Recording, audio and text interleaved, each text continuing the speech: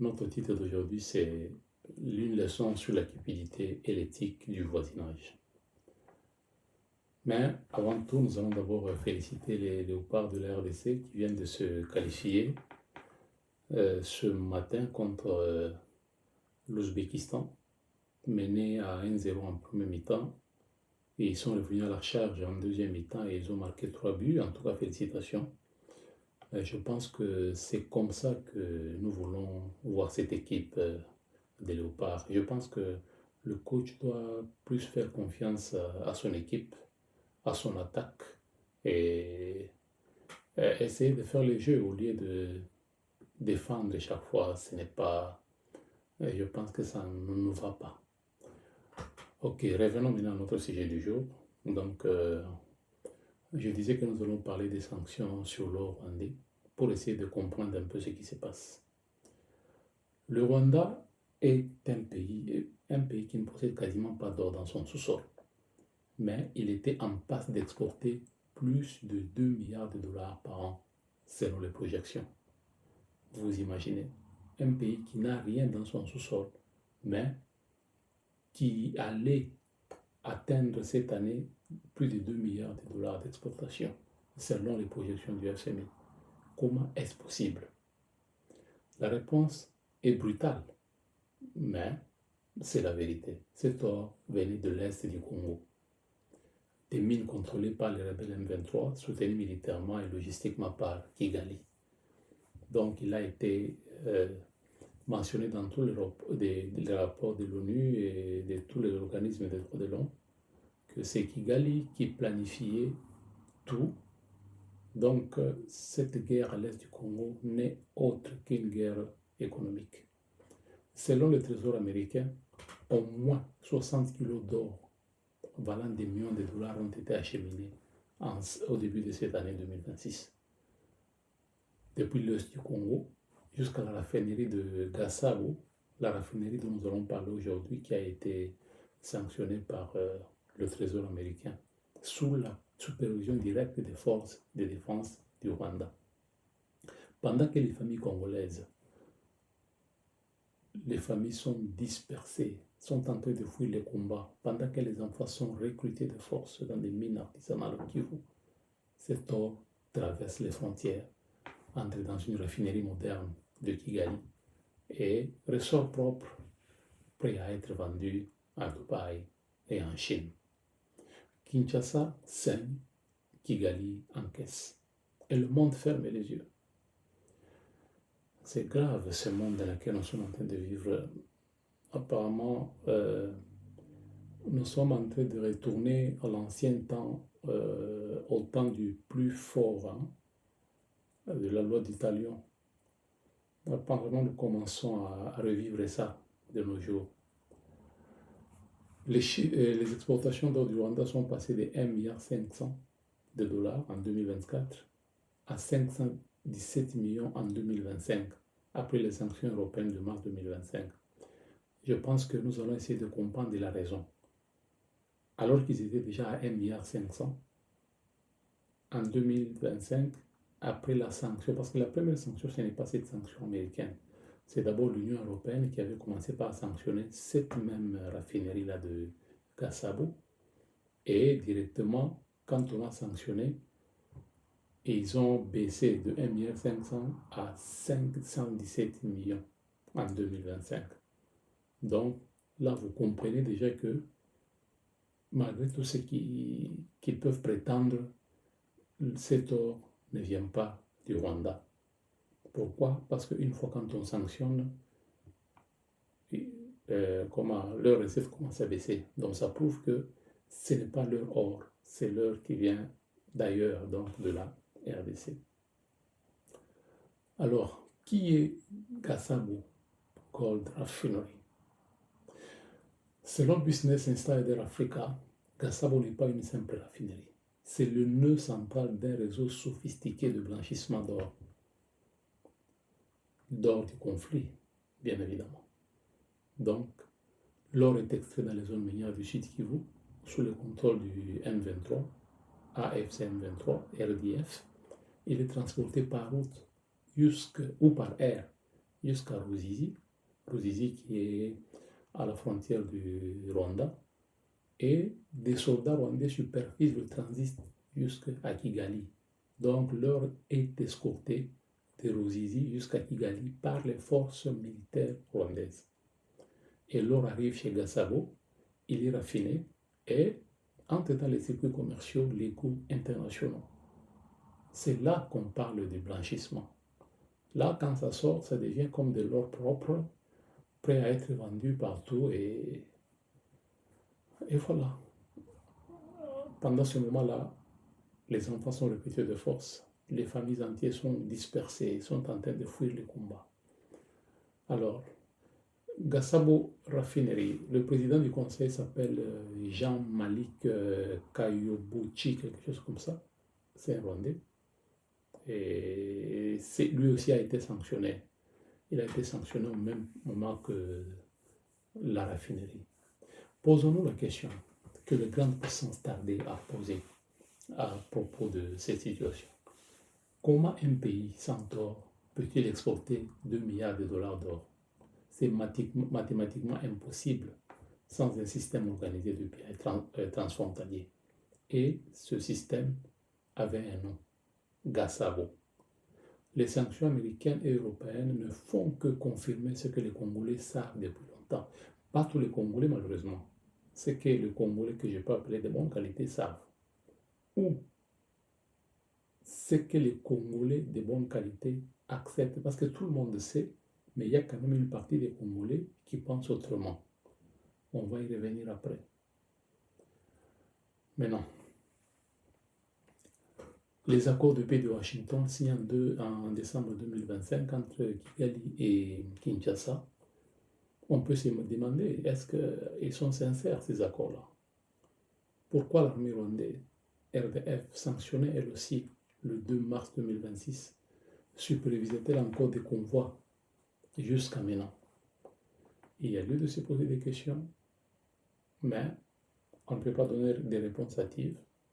Attendons voir comment l'évolution des choses vont se passer. Et dans tout ça, nous allons parler de l'éthique du voisinage qui a été trahi.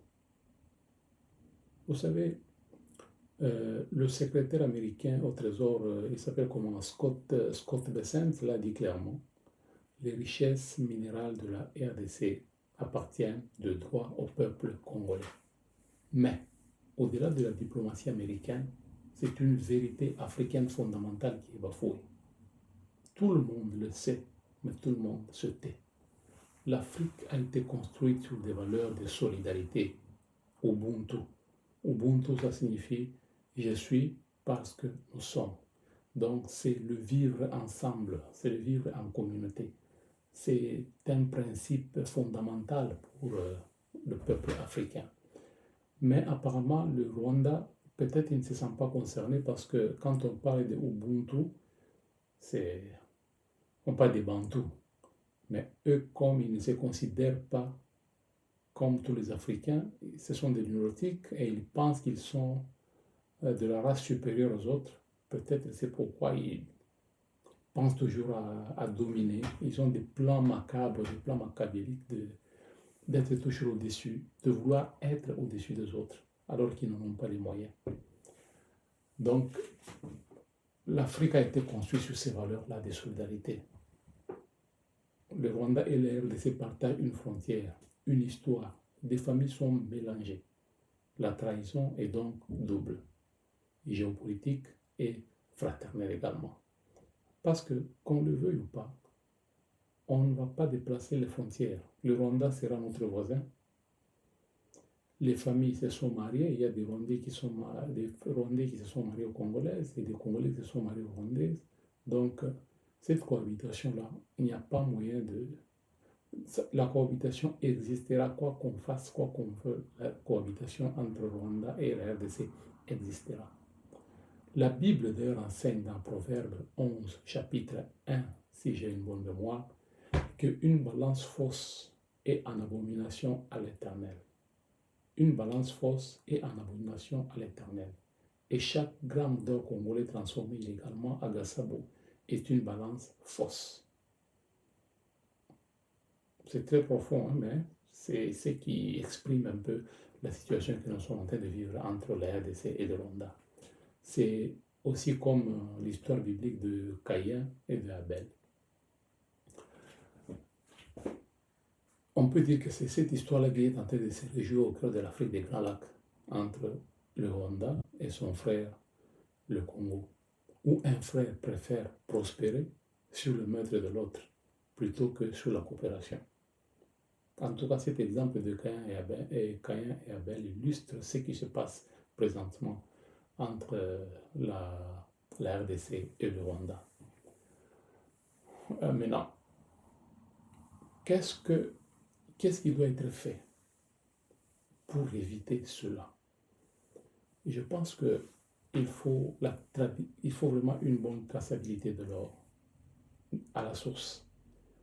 Alors, pour éviter que le Rwanda continue de prétendre que l'or vient de son pays, des systèmes de certification dans des mines artisanales de l'Est du Congo, par exemple, qu'on puisse placer ces systèmes-là partout, là où il y a de l'or, pour qu'ils puissent certifier l'or qui sort de la RDC. La responsabilité des pays de transit, les Émirats arabes par exemple, les Émirats arabes unis, Dubaï, étant le principal marché de sortie de cet or, ce sont des complices en quelque sorte.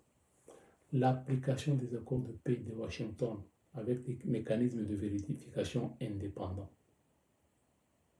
Donc, sans ce mécanisme de vérification, il sera difficile de confirmer si l'or vient du Rwanda ou du Congo.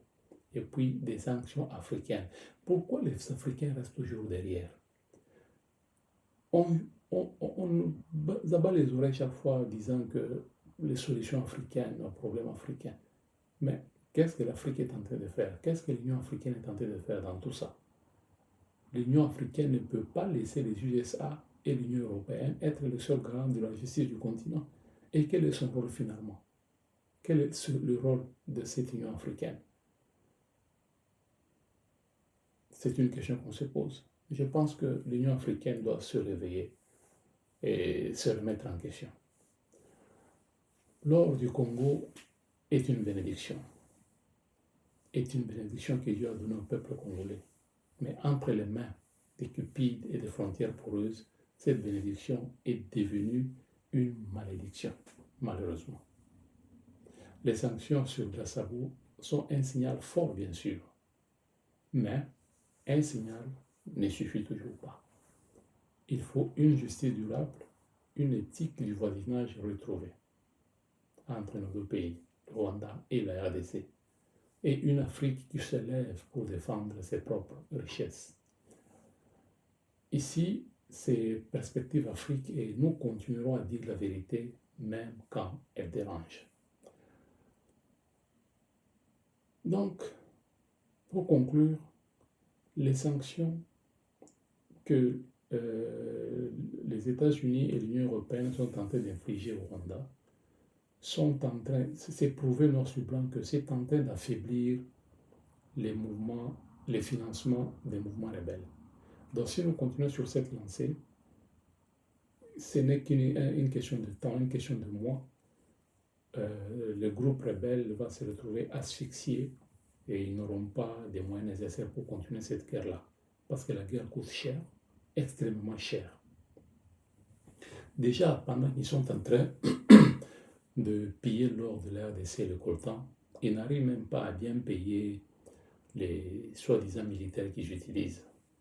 Et vous vous imaginez maintenant quand on va fermer tous ces robinets-là, quel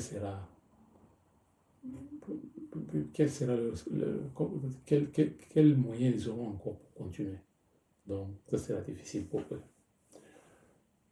Alors, nous avons parlé des sanctions de Kassabou, nous avons parlé des conséquences. Maintenant, revenons en RDC. Qu'est-ce que la RDC doit faire en ce moment? C'est une vérité qui est difficile à accepter, mais je pense que nous devons avoir ce courage-là, ce courage de l'accepter. Sinon, le pays risque de voler en éclats. On a toujours dit qu'on ne change pas le capitaine pendant que le bateau est en train de chavirer. Ça ne se passe pas comme ça. Nous avons l'exemple de l'Ukraine. Il y a la guerre et nous avons vu tous les présidents européens, même Macron, a déclaré qu'on ne peut pas exiger à Zelensky d'organiser les élections parce que c'est très irresponsable. Il a même donné l'exemple que même si cette guerre était chez nous en France, on n'allait pas s'hasarder à organiser des élections dans ces conditions-là. Mais il n'y a qu'en RDC où les opposants et une tranche des évêques insistent à ce qu'il puisse y avoir des élections en 2028, quelle que soit la situation. Maintenant, posons-nous des vraies questions. Nous voyons que ce système-là de la diplomatie est en train de marcher et c'est en train d'asphyxier le Rwanda petit à petit, lentement mais sûrement. Non, la CENCO et les opposants ne veulent pas ça. Ils veulent qu'on arrête tout et qu'on se mette à table, on discute. Et en discutant là, on se partage le pouvoir entre les opposants, le régime de Tshisekedi et les rebelles. On se partage le pouvoir et puis on fait un semblant de la fin de la guerre. Alors que ce sont des situations qu'on a vécues plusieurs fois. Les gens se sont réunis, ils se sont partagés le pouvoir, ils sont revenus à la charge. C'était RCD, c'était... ils ont changé de nom, si c'est combien de fois. Aujourd'hui c'est M23 et c'était M23 1, maintenant c'est M23 2, maintenant là ça devient AFC M23.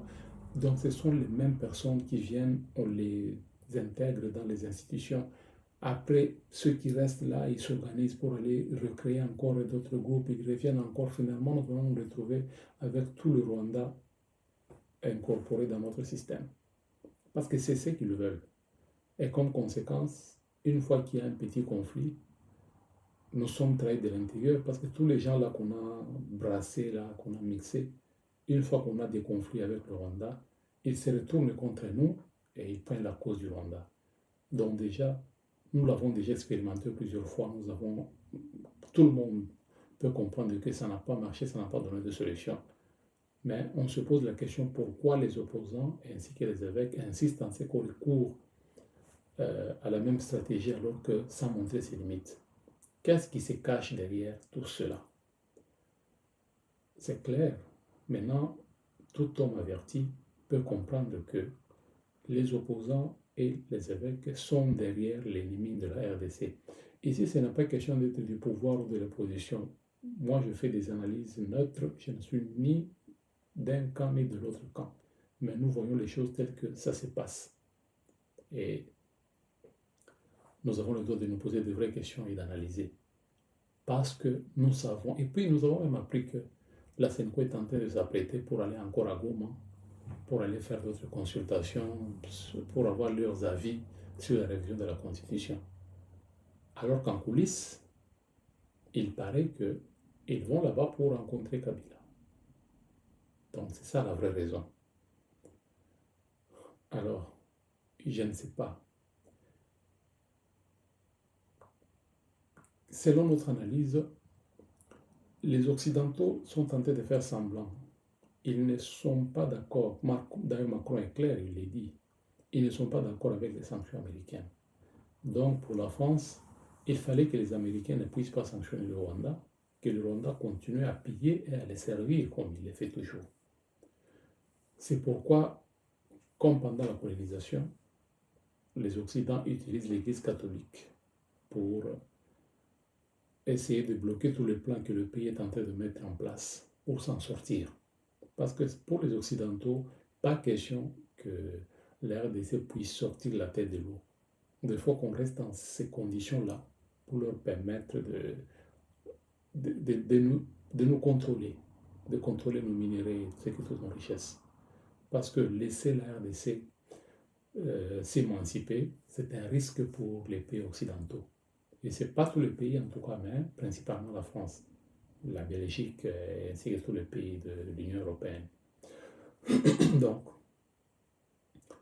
c'est pourquoi on en appelle à la vigilance du peuple congolais. Je pense que nous devons prendre des décisions courageuses.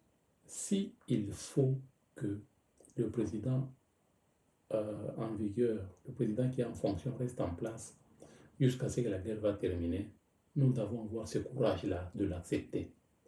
Ce n'est pas parce qu'on l'aime, ou bien parce qu'on veut qu'il s'éternise au pouvoir, mais c'est parce que le combat qu'il est en train de mener, c'est un combat qui est en train d'aboutir. Alors on ne peut pas stopper net et recommencer à zéro. Nous savons comment ça se passe en Afrique. Une fois qu'un président vient, il fait tabula rasa et il recommence avec ses histoires.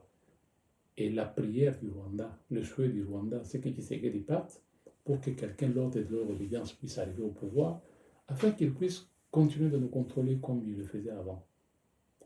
Parce que, pourquoi tout ce qu'ils disent, et ce que la Senko dit, et ce que l'opposition dit, quand vous analysez, vous trouvez qu'ils sont dans le même camp, c'est le même combat. Ce sont les mêmes revendications. Donc, nous pouvons considérer que le pouvoir en place est seul contre tous, contre la Senko, contre les opposants, contre le Rwanda. Donc ce n'est pas seulement la guerre entre la RDC et le Rwanda, maintenant c'est la guerre entre la RDC et ses propres fils.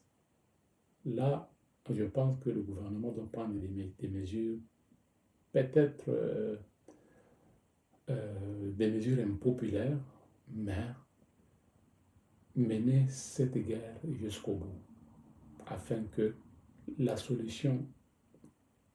Parce que ça se voit déjà que nous sommes en train nous sommes en train de sortir la tête de l'eau petit à petit. Et il ne faut pas qu'on lâche. Il faut qu'on continue jusqu'à la fin pour qu'une solution durable puisse être trouvée. Pas une solution de façade où on fait semblant, comme on avait fait en 2013, on nous a dit qu'on a défait la M23, alors qu'on les a mis juste au garage pour attendre le moment opportun et les ressusciter encore.